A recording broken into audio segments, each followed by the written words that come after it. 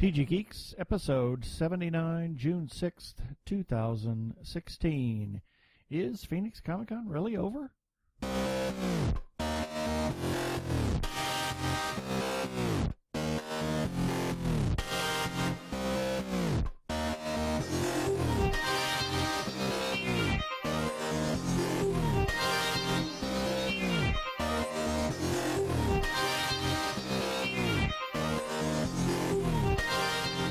Hello and welcome to another webcast from tggeeks.com, where Ben and Keith, the Two Gay Geeks, talk about all aspects of geekdom and nerdery. Sci-fi, comics, film, horror, genre, you name it, we talk about it. I'm Keith Lane, and we're coming to you from the Hyatt Hotel across from the Convention Center at the end of the day of the last day of Phoenix Comicon 2016. And I am Ben Raggington, the Walking Dead, because I'm so freaking exhausted here at the end of Phoenix Comicon in, where else? Phoenix, Arizona. Phoenix, Arizona. Yeah, and I didn't do any intro music for this next... we have a last interview from Phoenix Comicon. Well... Not really. Well, not a last interview. We have a couple of others that are in the can. A last interview that we're going to release as part of the Comic-Con. As part of Comic-Con. So let's just go ahead and get right to it. And to wrap up Phoenix Comicon, we have a special guest with us. We have Dr. Christy Hartman. You may remember we've talked to her before as the author C.A. Hartman. That's how you can find her on Amazon. On the other books are 5280 Press, which is her website. She has a new book just released. It's called The Daughters of Anarchy. Welcome, Christy. Season 1. Season 1. There we go. Thanks for having me, guys. Sure. Oh, our pleasure. We were so happy to see you here. Yeah, it was Likewise. great to see you again. And as you may remember or may not remember, if you have not listened to the other interview that we did with Christy, as well as the Deep Geeking on Star Wars, she is the author of the Korvali Chronicles, a trilogy, and really fabulous trilogy. I loved all three books. They were just fantastic. It was a good read, great writing, and filled with good hard science because she is a scientist. So, Christy, give us a little bit of background for those that don't know you and haven't listened to the other And interview. shame on them for not knowing. Yes, exactly. I'm sorry. I've been busy. Oh, yes, and we have Chuck Chuck that's Tomasi right. guy. The Mr. Technorama Mr. guy. Technorama. He's back. Like a bad penny. Anyway, this is Christy's show. No, I share the. I like to share the spotlight, and I think science and tech together has a nice combustible quality. It's good. Absolutely. It's explosive. Combustible. I like that. You're going to have to use this as a new tagline now. The Combustible Podcast. Yeah, there you go. When science and tech meet. In Phoenix in summer. Exactly. And then it just goes... I don't know. It needs the sound of a big explosion. Yeah. I love A that. big boom. I thought it was rather coincidental. Not ironic, because people use that word incorrectly too much. We're True. walking over to lunch, and the band is playing, I'll stop the world and melt with you. Look at it's 114 out here. If I stop, I'll melt. Yeah. Exactly. If I stop moving, I'll melt. Yeah, keep on moving. Keep on moving. I'll melt with you for sure. Yeah. So anyway. Tell us about yourself. Yeah. Let's try that Tell us again. about you in your tired state here. You know, I'm actually doing pretty well for 4 days at Comic-Con. I've managed to work it so I'm not totally wiped out by the end of them, and I think Right. it only took 3 years. But Yeah, exactly. You're the first person we've met who said that. yeah. Because everybody else we've talked to, I mean, it's like they're dragging their chin on the floor. She must have gone home at a reasonable hour and got some Well, sleep. Well, I did. I was asleep at 10 last night, so that probably helped. And I changed how I eat, and that seems to keep my energy better too. So That's yeah. So about me, yeah, I have a strong background in science. I love science. I have an undergrad in biology and a master's in clinical psych. You know, for all the good stuff in psychology. And Oh then, dear! Here we were talking about voices in our heads just yeah, earlier. yeah.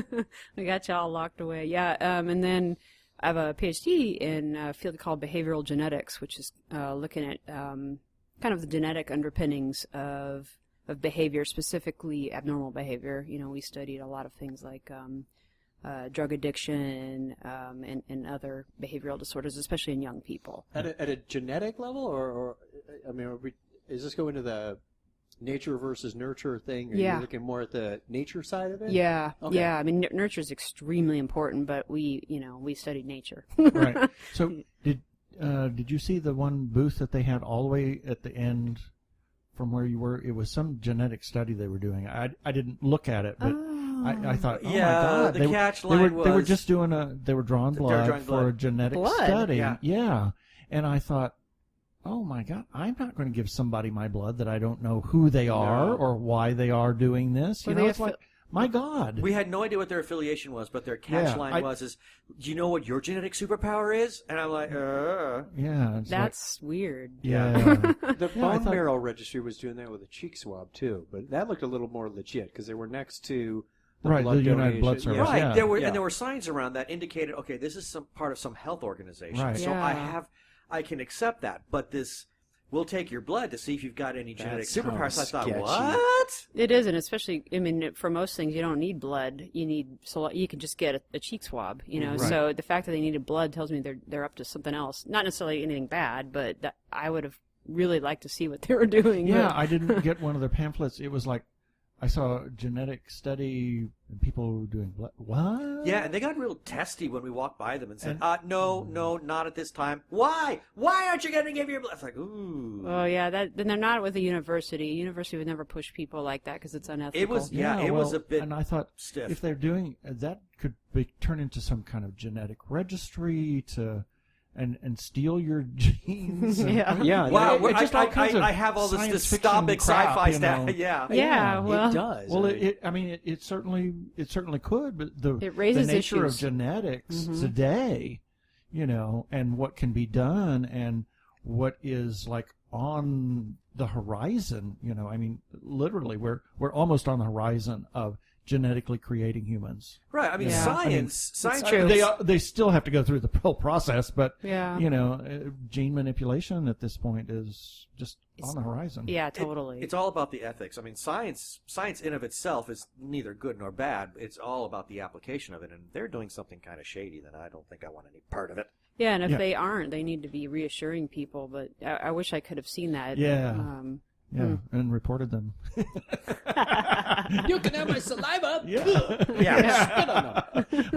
We saw a T-shirt that says, "One science experiment away from a superhero." Yeah. Maybe they were testing for mutants. Maybe. They may have been. Now, but yeah, that was our catch line. Of course, if I actually thought that they were really testing for some sort of genetic anomaly and I'm being serious here. It sounds facetious, but if I thought they were actually testing for some sort of genetic anomaly that might create the next Homo superior, I would have been all over that. Yeah, that's very unlikely. I wonder if they were testing for some kind of, like single gene disorder or something. But they would have made that clear. But I wish they had said that. Yeah, They didn't say that. They didn't say what it was for. I mean, that it's a catch line. Do you have any genetic superhero DNA? Like, what? Did they actually have somebody like a phlebotomist out there taking? Wow, because that's a big deal to get. You have to get like permissions and hire people. Oh, I know. I wonder how many they got. I have no idea, but like I said, they got testing when we walked by. Yeah, I really don't know.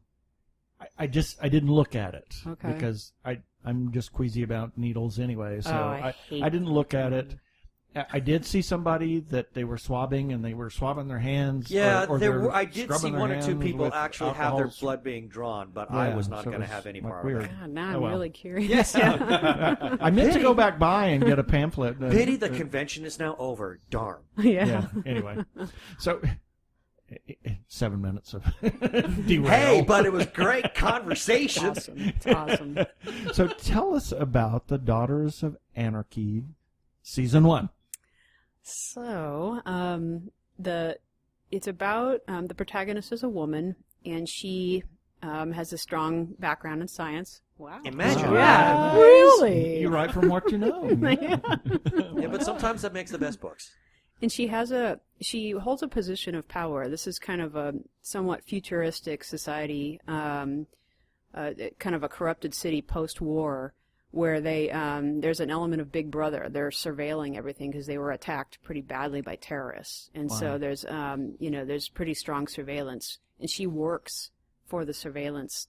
It's a federal surveillance program. She works for them, and so she uses all these powers she has to kind of clean up her city.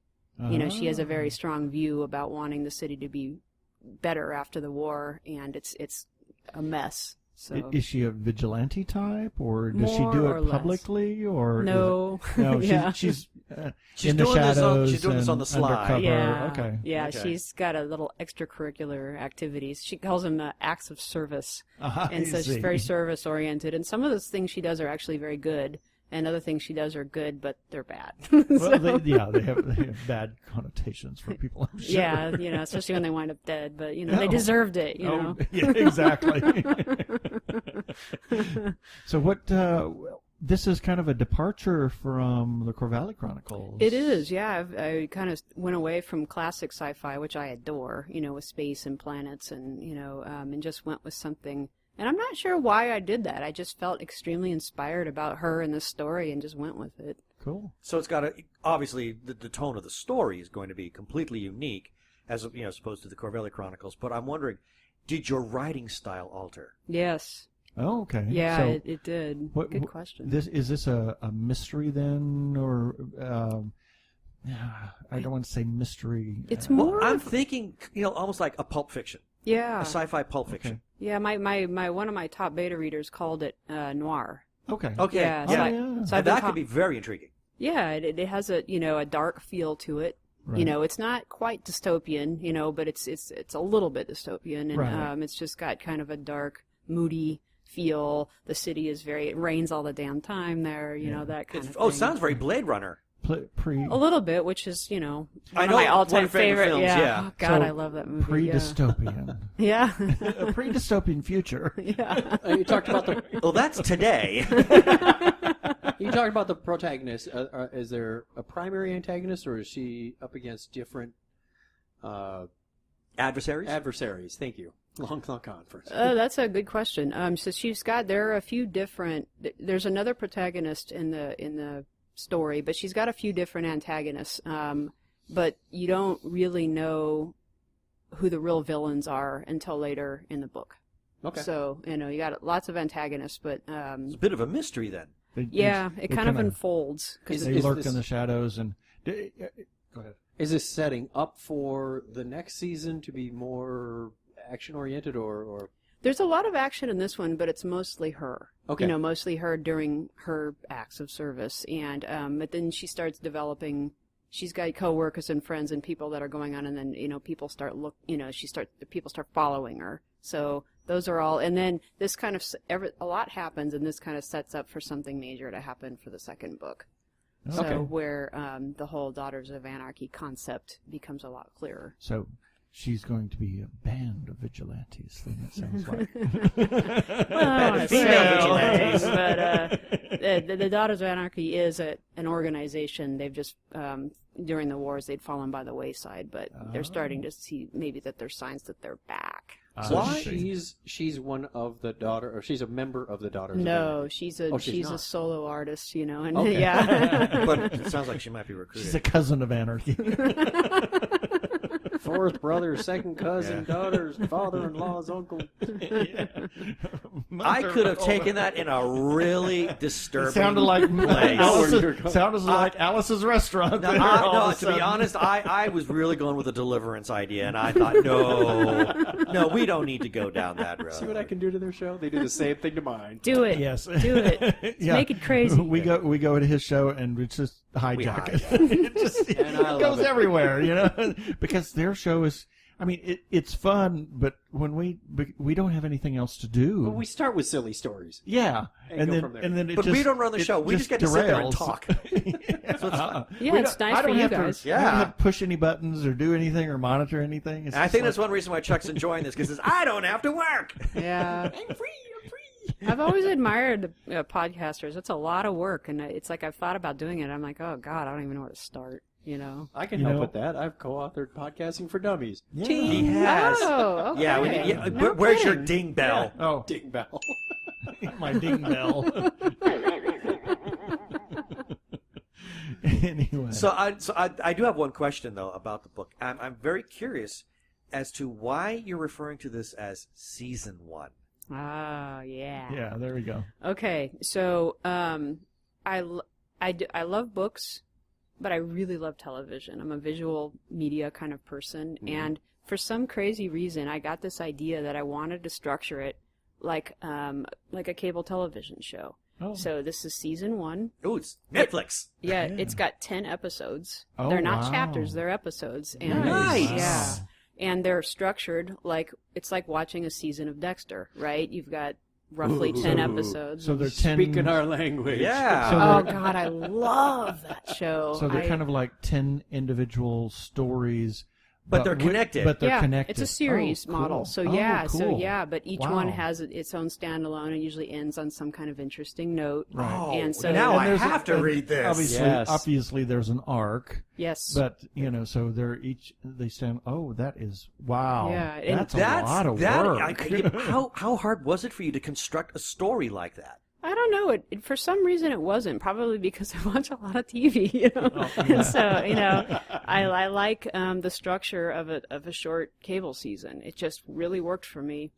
And I'm a kind of a left brainer. I like a certain structure before I start. It helps me to write, and so having that just made it easier to put together. Oh, cool. And the chapters kind of wrote themselves almost. Oh, cool. I'm fascinated with, as you pointed out earlier, that your writing style altered for this. And as we've discussed in the past, especially really good writers, they all say sort of the same thing, and that is there's some kind of direction in the hindbrain that's directing each character as to where they're going. Yep. So in your case, were you consciously aware that your writing style was altering? Was this something that you were deliberately approaching, or did you just kind of find yourself like, oh my God, this really is writing itself, and I've never written like this before in my life. What's happening? Yeah, definitely that second thing that you said. It even, before I started writing it, when I was trying to finish up The Forbidden Planet, I started sketching out notes and ideas, but once I actually sat down and started writing it, I'm like, what the heck? What's coming out of me? It was like the structure of the writing was different. There was all this internal dialogue, and it was just, it just came out that way. It has a very different voice than the other books, and I So, being that you have an education in clinical psychology, what did you do any kind of self-analysis after you looked at some of the stuff that you wrote and wondering where this was all coming from? What part of the brain was operating as this was happening? Well, my assumption is that I think when you get really immersed in a new book, when you're writing something, you kind of get in that book's head. You get in those characters' heads. And Stevie, the main protagonist's name is Stevie, is a different person than Catherine Finnegan was. Right. So now I'm in her head, and she's different. And I think I just took on that persona, and it just shifted. I think it's a bit like acting almost. When you become, when you have to play a role in a play or a movie, you have to become that person almost. It sounds like she was fully formed in your head before you even really started writing the book. Yeah, and I didn't realize it till I started writing it. And when it came out different like that, I'm like, oh, this is interesting. Yeah. Speaking of Catherine Finnegan, is she talking to you anymore? No. She's gone No. silent? Yeah. Okay. She knows that I'm busy with Stevie, so I think. But I have to admit, I do miss those characters. I miss Eshel most of all. Yeah. I think about him a lot. Yeah. He was the most fascinating. Yeah, he really I was. don't know if I'd say he's the most fascinating, but definitely an interesting character. Yeah. Very you, interesting. the way you wrote him, and I felt like I knew him. Yeah. Oh, that's that's one of the things that I awesome. really, really liked about your book is Well, that... but Catherine too. But yeah. him Especially him. especially. Yeah. Because he was the outsider, I think we talked about this before. A little bit, yeah. Having felt like being the outsider, Right. and then all the emotions and everything that he went through, and their whole culture, etc. Yeah. And him breaking with that tradition and coming out, if you will, Yeah. for lack of a better term. Right. It really, I identified with that. So Yeah. it was, What I really enjoyed about the Korvali Chronicles is that not only can you draw upon your scientific background to create something that is just a really good hard sci-fi, but your education in clinical psychology, you're able to create characters that are so fully formed. Because I mean, I for example, I love Arthur C. Clarke, but sometimes his stories are just dry as a bone because his characters have absolutely nothing compelling about them. Yeah. That's you know, awesome. and sometimes Yeah. you need your characters in order to move the story Yeah. forward, and you gave us that. Oh, thank you. I'm so good because that was my goal. Because as much as I enjoy reading classic sci-fi, it is frustratingly, the characters can be very dry. And I love good characters. To me, if you have a good character, you know, the plot is important, but not as important as having somebody you're attached to. Right. You Yeah, know? and if you can get that good balance between character and plot development, Yeah. where you get that perfect synergy going, Mm-hmm. man, then you come up with a book that's almost like a runaway train. You can't Yeah. put it down. Yeah. It's so true. Yeah, I read Asimov's I, Robot and tried to read Foundation. It's like, oh my God, Jesus Christ! Foundation was so painful to read. That is It was. agonizing. Yeah. Just painful. And I feel terrible saying it, but it's the Yeah. damn I truth. do. I feel horrible about it I because know, it's because such a literary classic. I know. I cannot get past that first book. God, I didn't. It was awful just to get through the first one, and I'm like, all right, I'm done with Foundation. You know, I'll move on to somebody else. There's you know? another book. Yeah, it's like I didn't know that. I'm not I'll have reading to it, pick that up someday. Yeah, maybe in the next century. You have an opinion on this? Have you read Asimov's Foundation? No, I've not read Foundation. Okay, I was just curious. It's one of the toughest things I've Yeah, ever read. I was really excited about it because, especially in junior high, for whatever reason, I don't know what it was. I think it's because my stepdad loved science fiction. I mean, like the Heinlein and the Clark and the Yeah. Asimov. Right. He was really big into that, and he knew. My mom and stepdad knew that I was into Star Trek and those kinds of things. So I think he was trying to steer me in that literary direction, and I did like Clark. I mean, I remember my very first Clark book was Rendezvous with Rama, and I found on a technical aspect, I found it terribly fascinating. But then he then gives me the Foundation trilogy, and I felt like I was betraying him because I just couldn't get past that first book. It was driving me mad. The first couple of chapters were fascinating, but then I thought, what happened? Why? Totally. What? The first couple, I'm Oh, like, this yeah. is interesting stuff. And then And I then was all like, of a sudden it just kind of like It takes us come left to turn. a screeching halt. And now we're What someplace the else, heck? which seems and the tone of the story is different. And I thought, I'm lost. yeah. Yeah. Well, iRobot was really good. I mean, it actually held my attention. I liked it. Because It's fantastic. Three different stories. Yeah.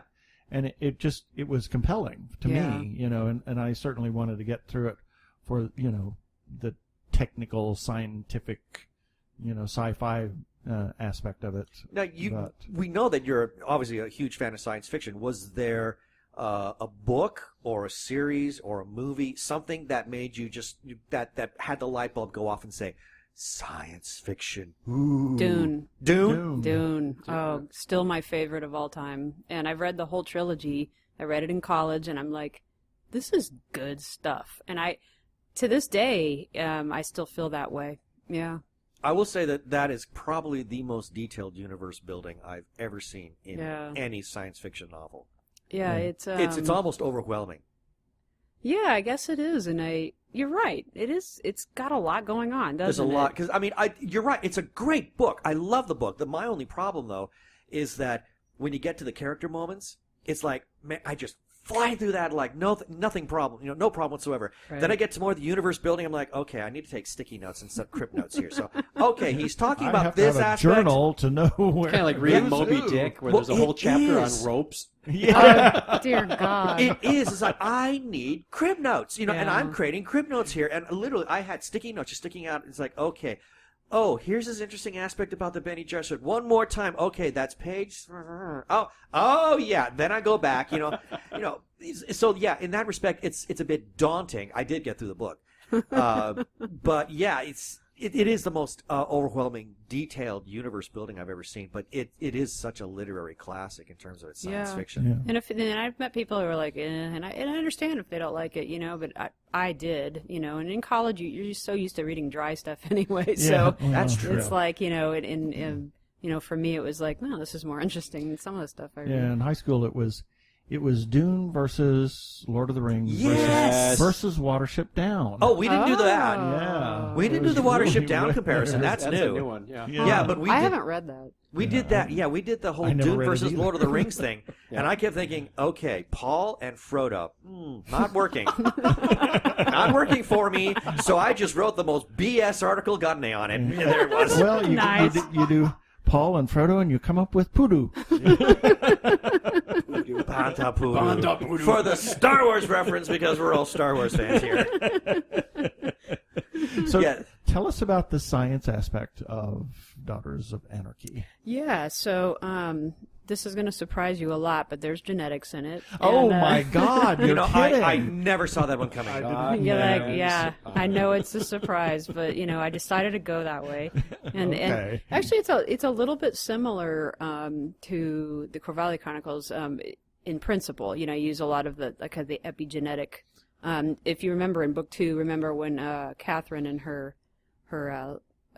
Holloway were kind of Right. futzing with it, and they were Right, making right, their right. hair grow, and so Right, that's right. what Stevie does because she needs to kind of change her appearance to avoid being detected by interesting. surveillance. That's an and- interesting idea. yeah, Oh, and so fascinating. it's really hard to catch her because every time she does a job, she looks different. Oh. Play with the genetics in order to Yeah. disguise yourself. Wow. So she'll alter her. She won't do major alterations because those take more time, and Right. so she'll alter hair, color, texture, length, facial features, bodily features, the size of her breasts when it's necessary. Whatever. I can see where that's going. Yeah, that happens right in the first chapter. It's almost got like a dollhouse feel, only instead of Yeah. changing the brain programming, you're changing the external features to portray yourself as somebody else to do that job. Yeah. I Yeah. mean, that's fascinating. So I can't wait to read about the science involved in that sort of thing. Just playing with the DNA and the RNA in order, Yeah. shifting molecules here and there in order to get a different effect. Yeah, I mean, she kind of models it on a computer like they did in the Korvali Chronicles, and she comes up with just ways to, where she'll do kind of an like a genetic therapy that she injects, Right, and then right. it takes time for the effects to take, Right. and then she does the job. Then she goes and takes I forget what I call them. A reversal therapy of sorts, and then Right. she goes back to default. I Right. just realized that's what the evil queen does in Snow White. Yeah. That's what Genetic. Yeah, it's The except apple in that does the case genetic- it's well no. I mean she makes a potion and she drinks it Right. and she turns into the old hag. Okay. Yeah. There it is. Oh my gosh! I just realized Snow White is all about genetic manipulation. That's all See it's what about. can happen. It's sci-fi. Yeah. Snow White is science fiction. I bet Disney never knew. Well, he was always He was always on the forefront Walt of was technology. always in the forefront. He loved science, so 1928 he or gave 31, us, was it? he gave 28. us science fiction in the guise of a fairy tale. I that thought would- it was all about like, exploitation of the labor rights of the mineral. Oh, we can change that. We could make it. We could write a short story where it's really about genetic manipulation. That would be Yeah. such a That fun would be a twist. Yeah, fun I mean, takeoff. Yeah. and the dwarves. I mean, they've genetically altered these people To to be be smaller, to go into the to go mines. into the Kind mines. of like dachshunds. Exactly. And to Chasing have- the rabbits into the rabbit holes. Yeah. Yeah, and to have them, so they all have their different personalities, right? So you can Yeah. alter their behaviors. Well, Exactly. Dopey didn't turn out quite Well, right. yeah, that one was he was a mistake. Oh, yeah, he can be the one they messed up on. Yeah. And it's all the evil queens. 6 doing, out of you know. 7 ain't bad. Well, And she actually, used- most of them have some sort of defect. They all have a defect. Every one of them. Who knew that we just realized that Snow White was science fiction? I bet the 100 years later. yeah, and it's all because of Walt. Because the original Snow White was that Brothers Grimm? Was it I a want to Grimm? say so, but I don't know if it was Grimm or can't not. remember. Donna Yeah. can find out for us. Yeah, she's Our she, off-camera research assistant. Yeah. she can figure out where that originally came from. Nice. But yeah, Nice. Walt created science fiction. Well, that's really interesting. That's fascinating. I hadn't. I knew that it was going to be, this was going to be genetics, but I didn't think Yeah. about that. I couldn't What help other science? myself. That could really just propel the story in just so unique ways. Well, and this is we're in a unique position that we have not read the book prior to you talking with us. yeah, because we about just it. only found out about it Yeah. as of this recording. We found out about it yesterday. Yeah. Yeah. So we are this. I'm very excited to read it. How many seasons are you looking at with this? Probably 4. We'll see how it goes, but I'm one of those people who feels like you shouldn't stretch a show or a series out too long because it tends to either derail or it just irritates people. Yeah, the thing is, though, see, there's 3 seasons, and they always option a 4th, but it's the 5th season that they have to pay the actors more. So, Okay. See? So, you can write it after that. are we... I didn't want to pay her more. So basically, so let me ask this: are you going through a publisher or is that self-published?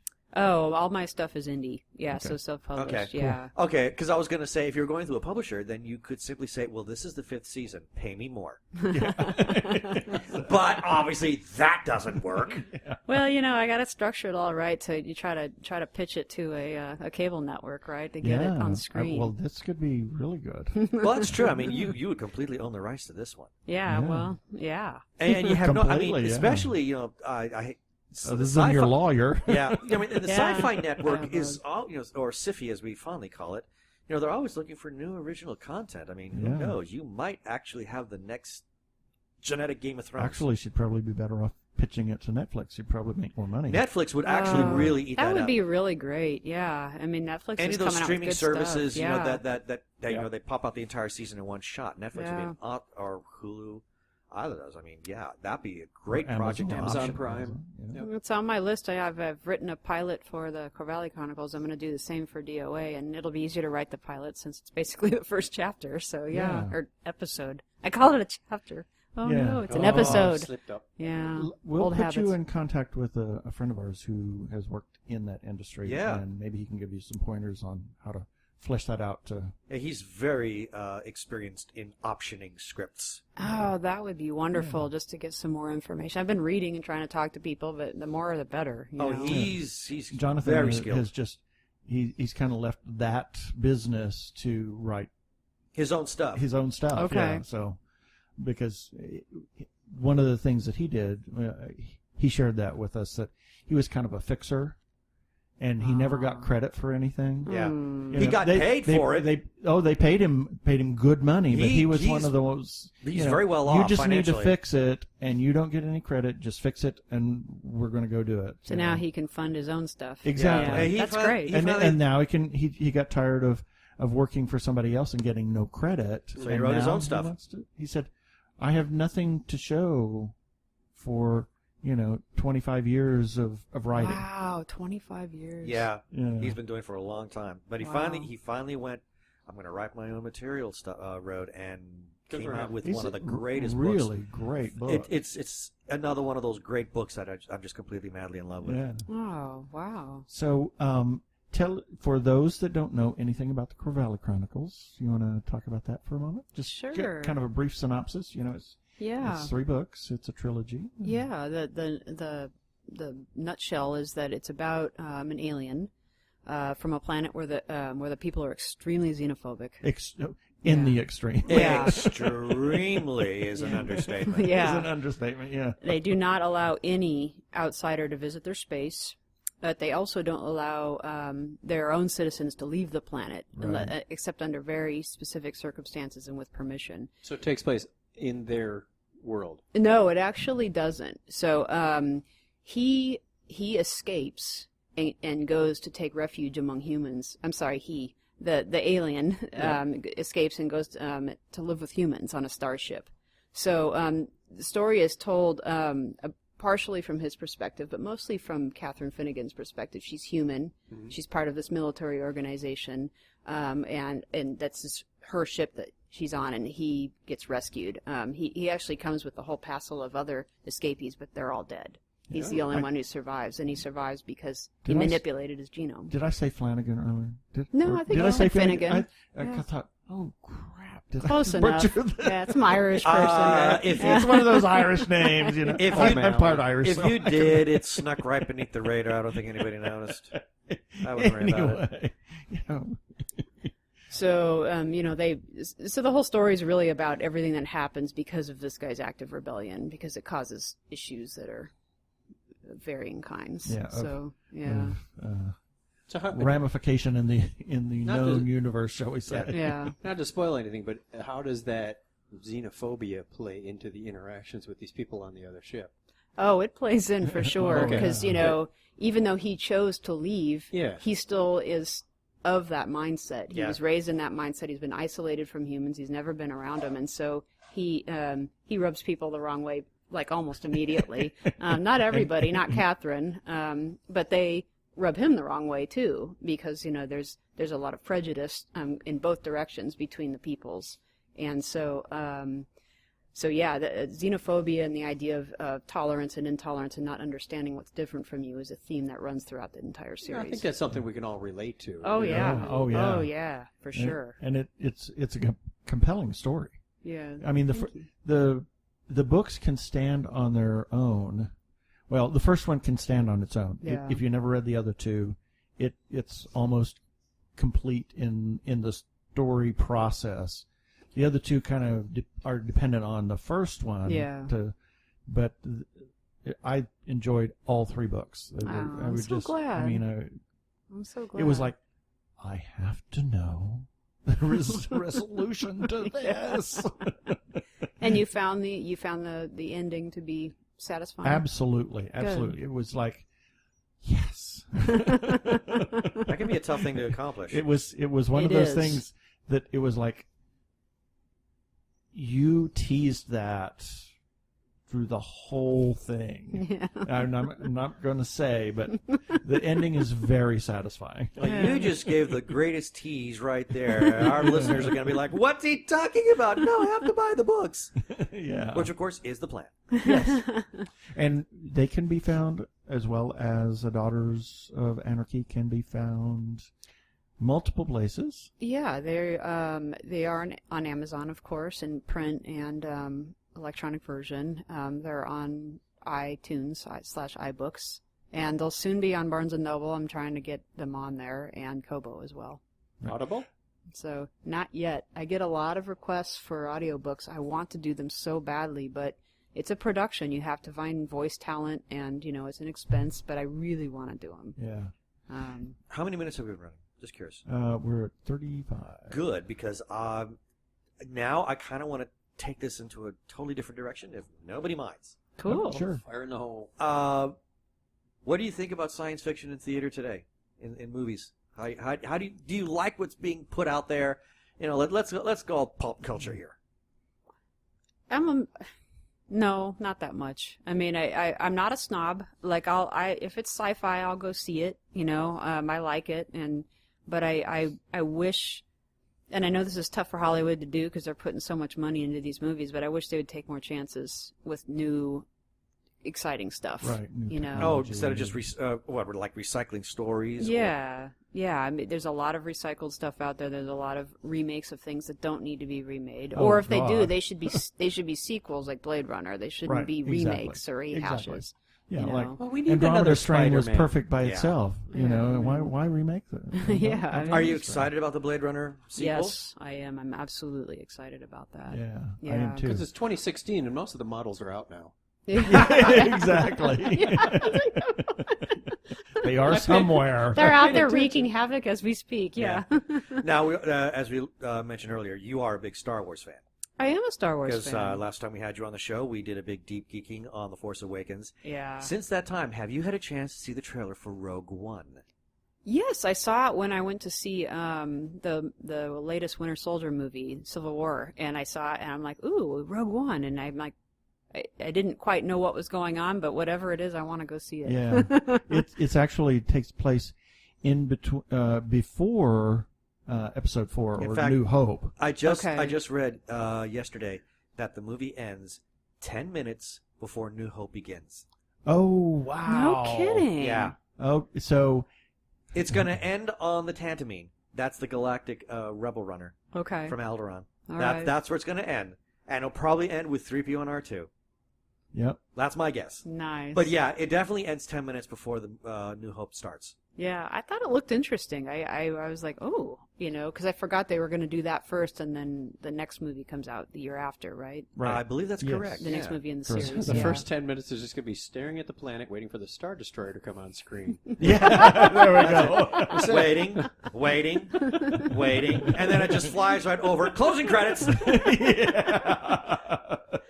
I have to admit, I like the whole flying big ship coming into view. I think that's just awesome.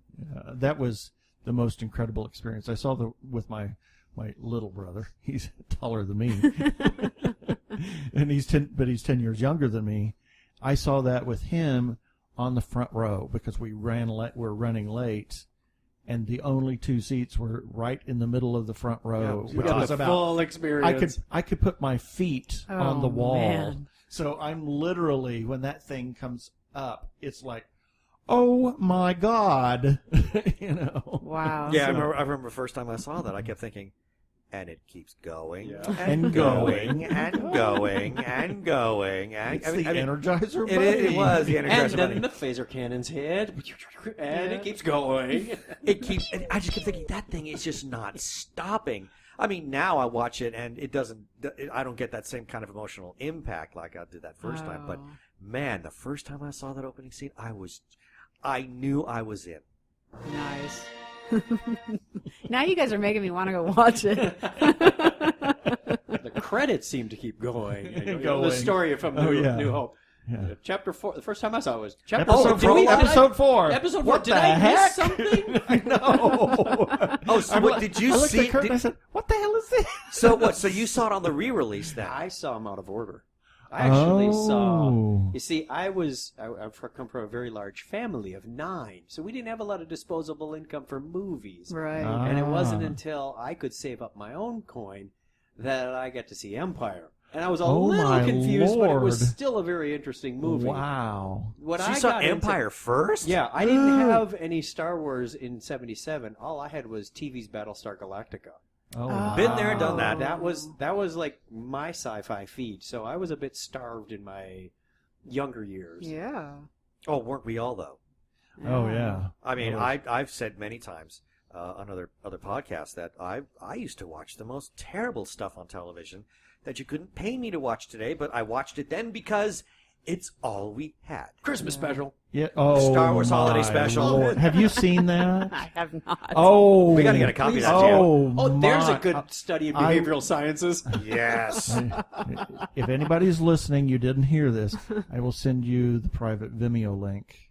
Okay. It requires a password. I uploaded it to Vimeo. I've Oh, got to it's on see you. this. It's on It YouTube. is Is hideously it? The whole awful. thing? Yeah. Is it? Yeah. Okay. It's all in I've Hulu? got- Complete with some really crummy trailers.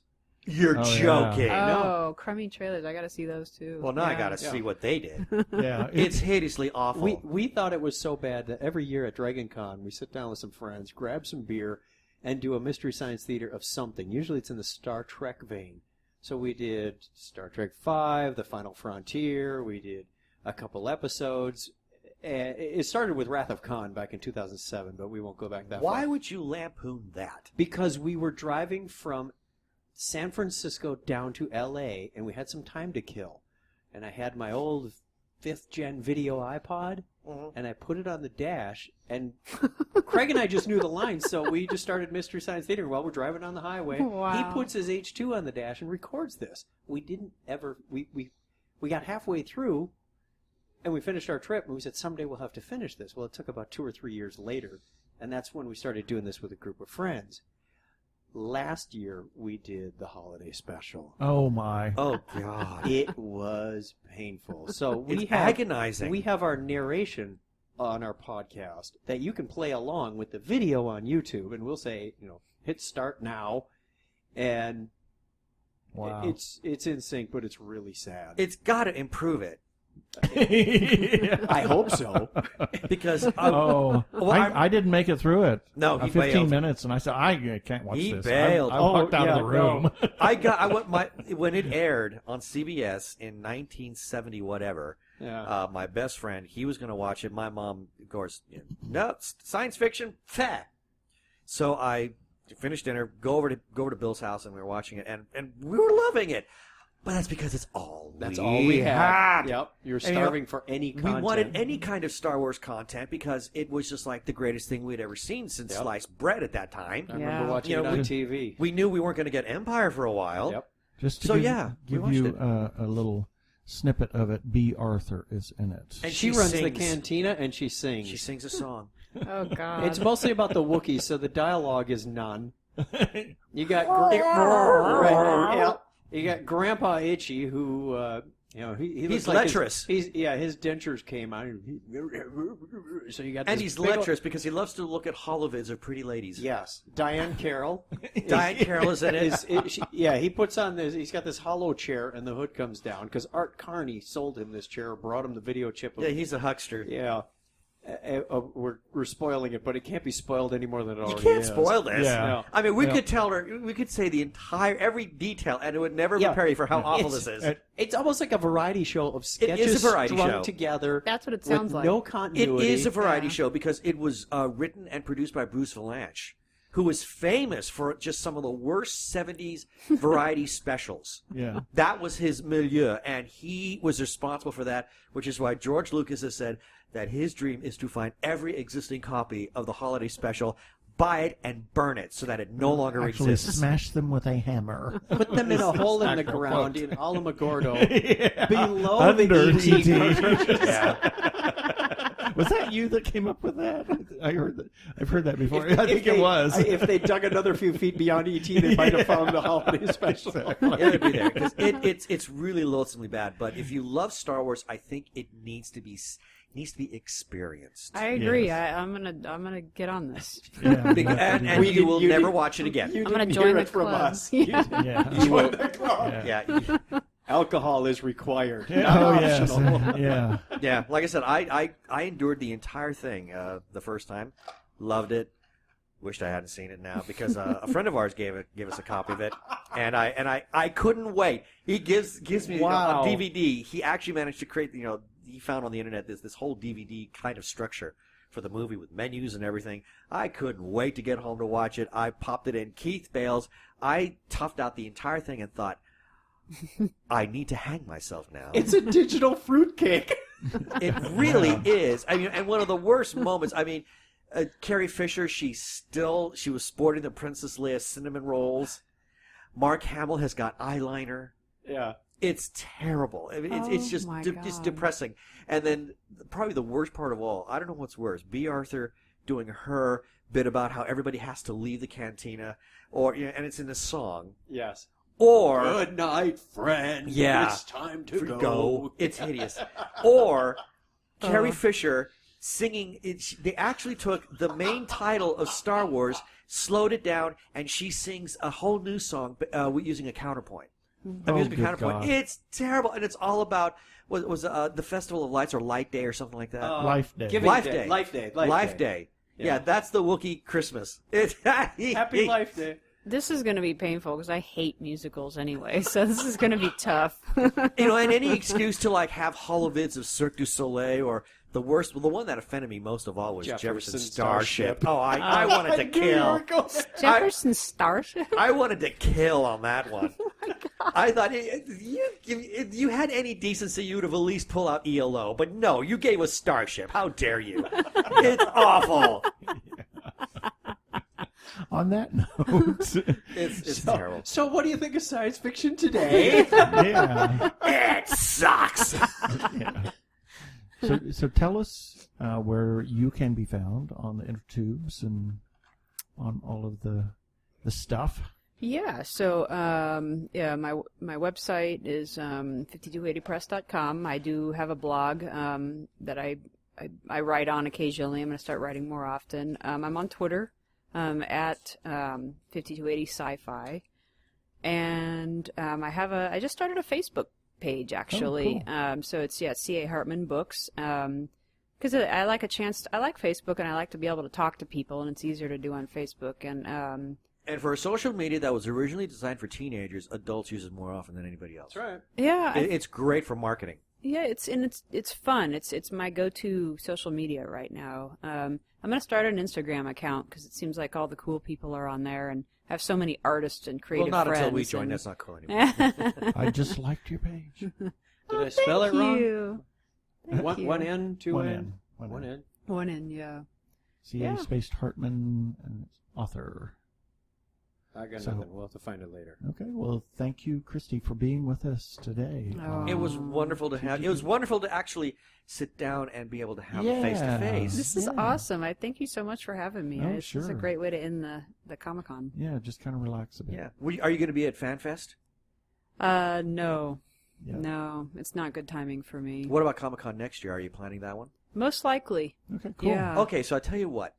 Next year, since Rogue One comes out this winter, we will hold off on deep geeking about that until you're back in town. Really that long, huh? I'd wait. Okay.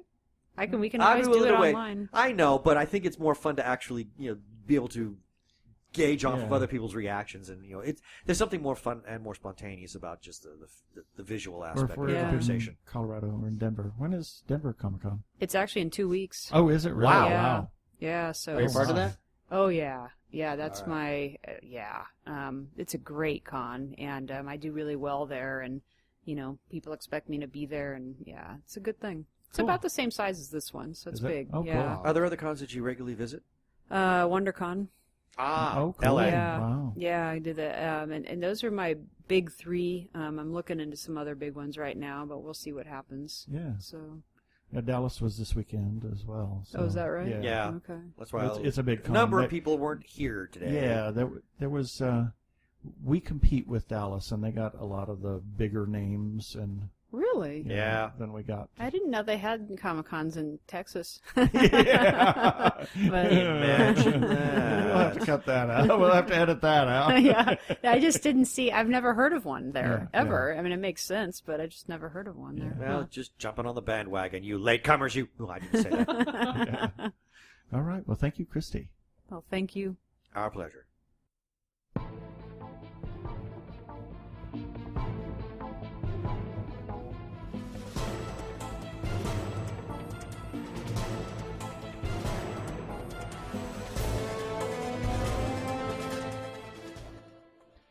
Yes, that is it for Phoenix Comicon Yeah. 2016 for I'm- us. I don't know about you. Well, I know you. I know you. I'm You are exhausted. worn out. And for anybody who wants to know or get a more in-depth wrap-up on Comic-Con and what our thoughts are, Chuck Tomasi of Technorama Podcast. We were on his podcast just a little bit ago. In fact, we recorded We just wrapped right it up. here. We wrapped it up in this room. So this is our third recording this Our evening. third recording this evening. God heavens. But just between you and me, I mean, we don't have to go into all the really big details about everything that we did because you can listen to the Technorama podcast for that. But just a quick little, I guess, sort of a survey. I mean, what were the high points and low points for you? I think the high points were the occupants screening and those interviews surrounding that, and the Larry Nemechek sit down that we had with him, Oh, as well yeah. as his little Dr. Trek show in his room. What were some of the low? The heat and yeah, heat was hideous. the long days and Yeah. all of the standing. The Yeah, standing there was a and lot of waiting. that. There was a lot of standing and waiting. It was It's unfortunately part of it, though. unavoidable. yeah, you can't get around that part. But yeah. Yeah, for me, I think just there was a lot of crowds, but that's okay. I mean, I don't mind that so much. Yeah. But I think high points was definitely occupants. Yeah. That was a really Yeah. really a And great high point for us. Thanks to Russ Emanuel for giving so much of his time to us. Yeah, and having a chance to actually sit down and chat with Brianna, who Yeah. was Annie in the occupants. And then there's some other high points. I mean, one of the things that I really did enjoy, obviously, aside from Larry, I mean, we got to meet Joe and Matt, especially Yes, Joe from Hogan of Geekitude, yeah. Geekitude, which was wonderful. We did some And- awesome networking. Yeah, some really good networking. And speaking of Geekitude and Joe Hogan and Matt Lancelotti, we will have a little interview with them that we're going to release here sometime in the near future, along with the Larry Nemechek sit down that we did. Mm-hmm. It's just We have too much content now. We have a lot of content. I never thought I would say that. Yeah, we have a ton of content, and I think we networked ourselves to the point where we have the opportunity for a lot more content. Yeah. So. Like with Blumhouse, yeah. for example. Just a just bunch of great people. I mean, stuff. We just gathered a lot of stuff. Yeah. Yeah. Possible interview with a certain actor that we're yeah. keeping our fingers crossed that that'll work out. Kind of courting, but yeah, we're hoping that'll work out. I mean, I guess the other photo ops were not kind of bad, but yeah, it is what it is. Yep. But for the most part, I thought it was I enjoyed it. I'm worn out. Yes, absolutely. I'm just exhausted, and I'm glad that we got this room. Oh across God, the street. Yeah, that was the best thing. Never could have done it. No, we could not have pulled. We couldn't have done what we did. God, no. No, not those kinds of interviews and kinds of discussions. It just wasn't possible. It was wonderful to have the studio set up here in the room, and I think we're going to do that. I think that's from definitely, here on out. yeah, we're definitely going to be doing this at least twice a year now. Yeah. With Comic-Con and FanFest. Speaking of FanFest, they've announced the dates for FanFest, Phoenix Comicon FanFest. It will be October 22nd and 23rd in downtown Phoenix at the Convention Center. I'm sure the Hyatt is the convention hotel as well. Most likely. They will be releasing more information after sometime after tomorrow. I would imagine very soon, and I'm kind of surprised it's only 2 days, but maybe because they've got the convention center, they can actually stack the events more so than they did at the arena. Yeah. And also then another thing that's coming up in September 23rd and 24th, is Keen Halloween. Right. And that's in conjunction with Phoenix Comicon. They're actually partnering with several different groups to do Keen Halloween. I'm hoping and that's going to be at the convention center as well. Yeah, I'm hoping we can actually talk to some of the planners for that at some point down hopefully the road. we'll I would get like to talk to them and do that. Once again, we always want to give a big thank you to the person that nominated for Parsec Awards. We have done our submission, so hopefully I think at the end of this month is the 15th is the deadline. Yeah. So sometime in July, I think they will make some announcement of who the semifinalists are, and then hopefully we'll be on that. I would love it if we were. And last, please rate us on iTunes. Yes, we would like that. The more we get rated on iTunes, the more our show bubbles up towards the surface whenever you do a search. Yep, exactly. So...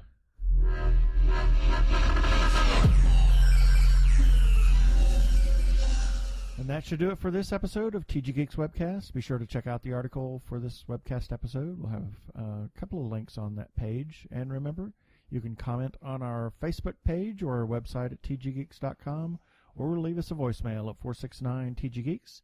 That is 469-844-3357. From TG Squared Studios at the Hyatt. Yes. I'm Keith Lane. Thanks for listening. I bid you peace. Cheers.